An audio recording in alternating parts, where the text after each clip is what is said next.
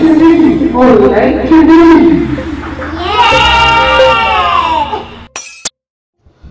Haya sasa, assalamu alaikum warahmatullahi ta'ala wabarakatuh. Karibuni kwenye channel TV Bosnia Online TV. Leo tunaendeleza masomo yetu mbalimbali. Tafadhali subscribe, share ili uwe mwana familia, na kama tayari share na wengine wapate kujifunza. Ndugu yangu, kama heading, kichwa cha heading inavyozungumza, kwa nini tunaabudu? Kwa nini tunaabudu? Ndugu yangu, leo nitakueleza maana ya kufanya ibada ama kuabudu. Kila jamii ya kibinadamu tangu enzi za kale ilikuwa na aina fulani ya ibada. Wengine wakiabudu miti, wengine jua, wengine miungu mingi, wengine hadi tembo, wengine ng'ombe. Katika imani ya Kihindi hata wanyama mbalimbali wakiabudia, hususan ng'ombe. Hii ni ishara kwamba ndani ya nafsi ya mwanadamu kuna wito wa kumwabudu aliye juu kuliko yeye, aliyekuwa juu kuliko yeye mwenyewe binadamu, kwamba yupo wa kumwabudu ambaye ni mmoja tu.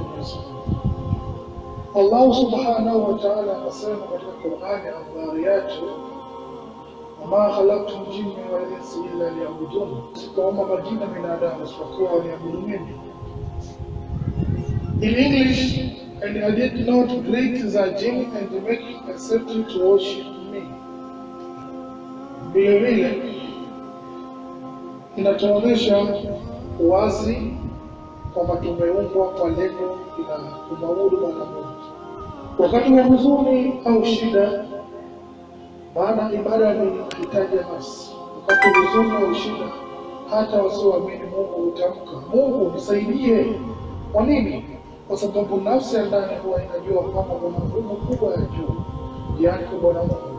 Qur'ani inatuarifu katika sura Al-Araf, وإذا أخذ ربك من بين آدم من ظهورهم ذريتهم وأشهدهم على أنفسهم ألست بربكم قالوا بلى شهدنا.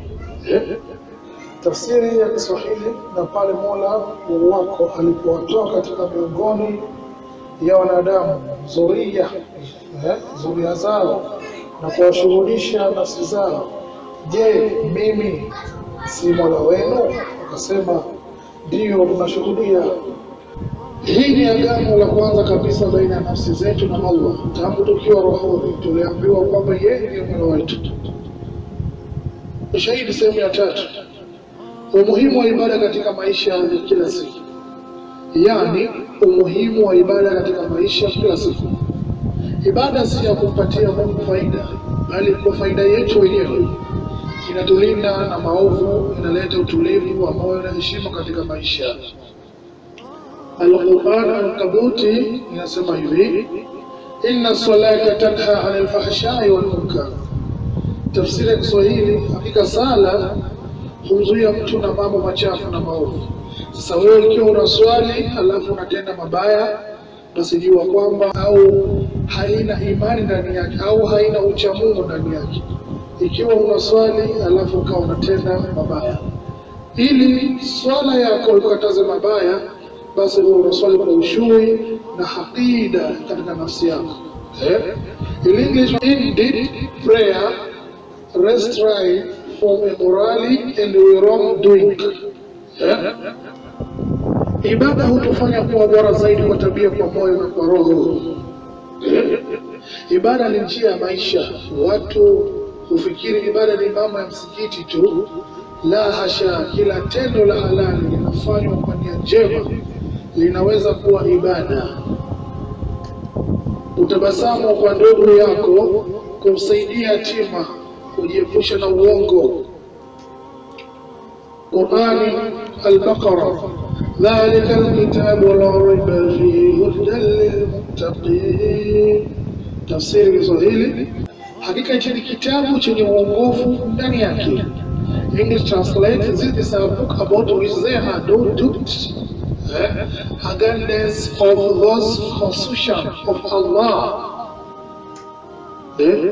Kwa maana hiyo, ikiwa kitabu kwa Muislamu imani yake hujengwa kwa mambo mengi, hususan Qur'an anapokuwa anaisoma. Kwa hiyo mtu anayemcha Mungu, kila jambo lake linaweza kuwa ibada. Ndugu yangu, niseme tu hii ni video niliandaa kwa fupi, ila yenye mazingatio ambayo kwa yule asikiliza basi nahisi atafahamu nini namaanisha. Ila ibada kama nilivyoelezea awali, kwa nini tunaabudu? Kwa sababu agizo la Muumba wetu na sehemu ya maumbile yetu na njia pekee ya kupata amani ya kweli. Ibada si kizuizi, bali ni njia ya uhuru wa kweli, uhuru wa nafsi, uhuru wa hofu, uhuru wa dhambi.